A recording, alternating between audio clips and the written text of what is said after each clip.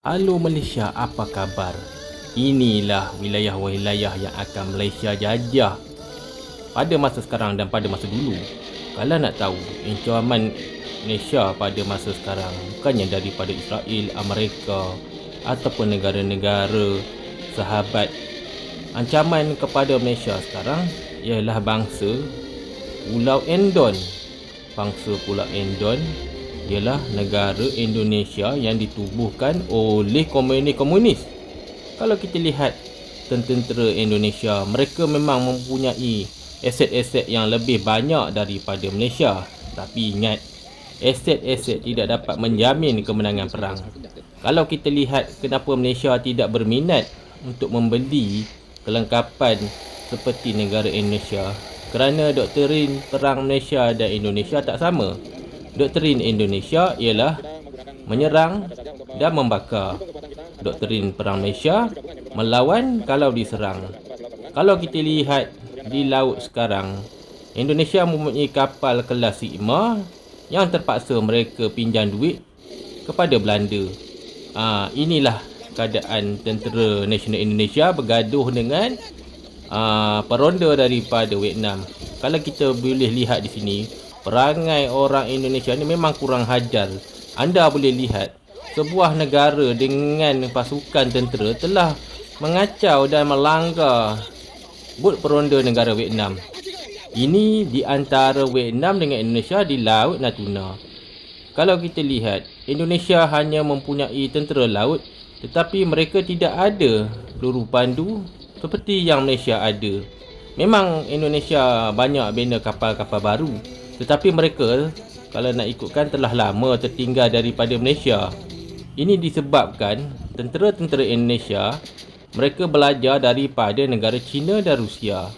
Negara China dan Rusia mereka membeli senjata sendiri. Tapi kalau kita lihat Malaysia, kita negara yang nak kata kaya pun tak kaya, nanti orang kata belagak.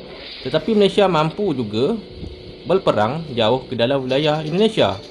Anda boleh lihat, inilah senjata yang Malaysia ada, yang Indonesia tak ada.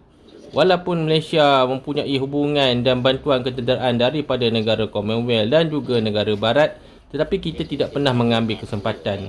Kalau nak tahu, aset-aset Malaysia sekarang ialah terdiri daripada peluru pepandu yang dilekatkan kepada kapal terbang pejuang.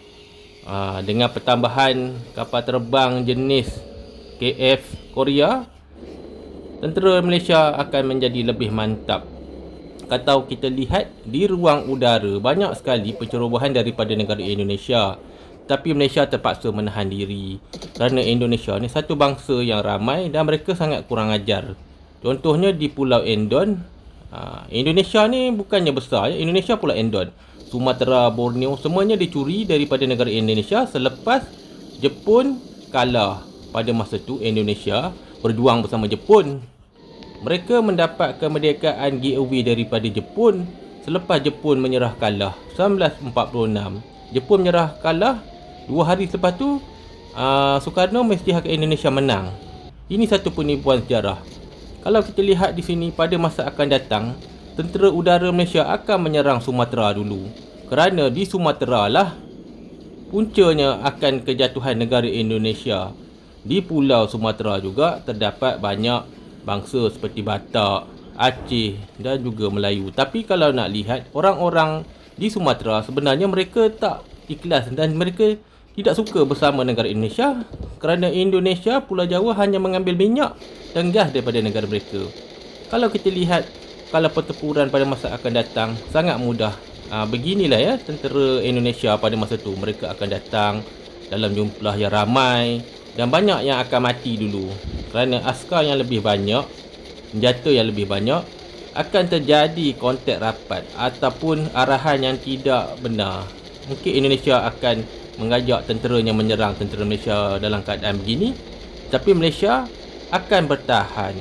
Itulah kelebihan negara yang baik ya. Negara jahat ni negara yang suka menyerang. Contohnya macam Siam, negara China, tapi tak kekal. Ottoman dia bukan serang dia menguasai selepas orang-orang Islam di sana dijajah. Itulah sebab Malaysia negara yang diberkati Tuhan. Inilah keadaan askar-askar Indonesia ya pada masa akan datang. Kalau mereka menyerang Malaysia, kita tak akan hantar askar yang ramai, tapi kita akan menghapuskan banyak tentera milik Indonesia. Ia telah berlaku pada tahun 1963-67. Indonesia telah kalah keseluruhan perang. Dari tentera laut gagal, tentera udara gagal. Kalau tentera udara tak dapat menguasai ruang udara, mereka tidak akan dapat menguasai seinci pun tanah negara yang mereka nak serang. Disebab itulah Malaysia menggunakan cara yang dikatakan dalam zaman Nabi. Kita tidak akan menyerang negara lain kecuali negara kita diserang. Kes Hulu. Kita Malaysia bukannya jahat seperti Indonesia. Kalau kita lihat pertempuran akan datang, Indonesia mempunyai senjata yang canggih, tetapi kita mempunyai bom yang canggih. Jadi pada masa yang sama, Indonesia akan melewati dan akan kalah. Ia telah dibuat kajian oleh Jeneral Malaysia. Zaman Soekarno, Jeneral Indonesia 4 bintang, 5 bintang, ada dekat 2-300.